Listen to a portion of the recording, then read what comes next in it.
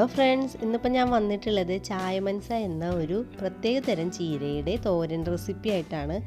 പലർക്കും ഈ ചീരയെക്കുറിച്ച് അറിയായിരിക്കും. വളരെ പോഷകസമൃദ്ധമായ ഒരു ചീരയാണിത്.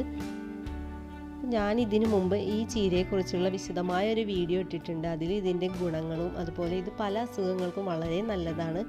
അപ്പോൾ അതിനെക്കുറിച്ചൊക്കെ ഉള്ള വിശദമായ ഒരു വീഡിയോയാണ്. കാണാത്തവരൊക്കെ കാണുക. അതിൻ്റെ ലിങ്ക് ഞാൻ ഡിസ്ക്രിപ്ഷനിൽ കൊടുക്കാം. ഇനി നമുക്ക് ഈ ചീര വച്ചിട്ട് എങ്ങനെയാണ് നല്ലൊരു തോരൻ ഉണ്ടാക്കിയെടുക്കുന്നതെന്ന് നോക്കാം. കുറച്ച് കാര്യങ്ങളൊക്കെ ഈ ചീര വച്ചിട്ട് തോരൻ ഉണ്ടാക്കുമ്പോൾ ശ്രദ്ധിക്കേണ്ടതുണ്ട്.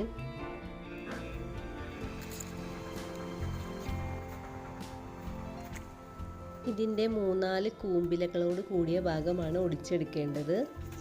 അങ്ങനെ ഞാനിപ്പോൾ കുറച്ച് ഒടിച്ചെടുത്തിട്ടുണ്ട്. ഇനി നമുക്കിത് കഴുകി വൃത്തിയാക്കി ചെറുതാക്കി അരിഞ്ഞെടുക്കണം. ഇതിപ്പോൾ ഞാനിങ്ങനെ അരിഞ്ഞു വച്ചിട്ടുണ്ട്. ഇനി നമുക്ക് തോരൻ ഉണ്ടാക്കാൻ ആരംഭിക്കാം.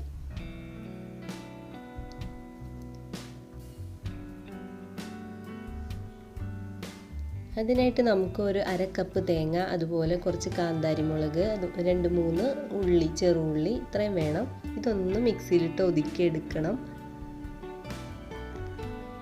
പച്ചമുളകാണെങ്കിലും കുഴപ്പമൊന്നുമില്ല, എന്ത് വേണമെങ്കിലും ചേർക്കാം.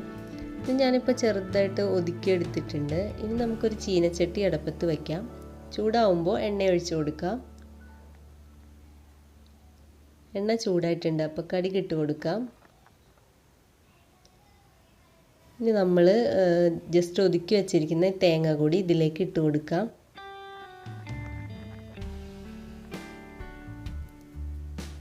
ഇനി ചെറുതായി അരിഞ്ഞു വെച്ചിരിക്കുന്ന ഈ ചീരയില ഇതിലേക്ക് ഇട്ട് കൊടുക്കാം.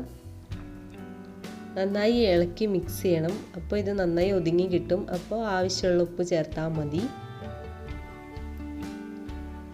ഈ ചീര ഒരു 15 മിനിറ്റ് എങ്കിലും ചെറിയ തീയിലിട്ട് വേവിച്ചെടുക്കണം. അല്ലെങ്കിൽ ഇതിൻ്റെ കട്ട് എന്നൊരു സംഭവം ഇതിനുണ്ട്, അത് പോവില്ല. അതുകൊണ്ട് ഈ ചീര വേവിക്കുമ്പോൾ ശ്രദ്ധിക്കേണ്ട മെയിൻ കാര്യം 15 മിനിറ്റ് അല്ലെങ്കിൽ 20 മിനിറ്റ് വേവിക്കണം.